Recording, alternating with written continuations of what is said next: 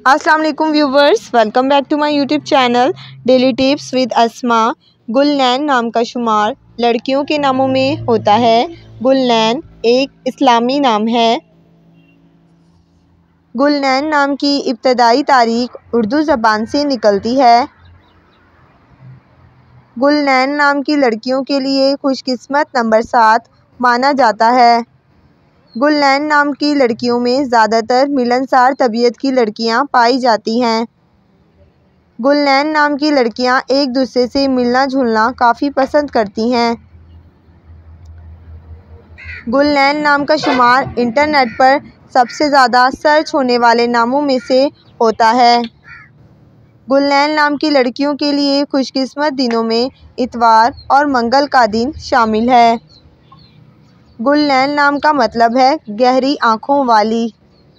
खुशकिस्मती वाली धातों में हिंसों के हिसाब से तांबा शामिल है। गुलनैन नाम के अफराद के लिए मुआफिक रंगों में सुर्ख, हल्का सब्ज़ रंग शामिल है।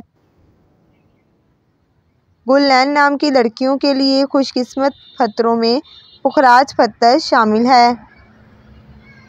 फ्रेंड्स, अगर आप किसी भी नाम का मतलब जानना चाहते हैं तो कमेंट बॉक्स में अपना नाम लिखें। इंशाल्लाह हम आपके नाम की वीडियो ज़रूर बनाएंगे। Thanks for watching. अल्लाह हाफ़िज़।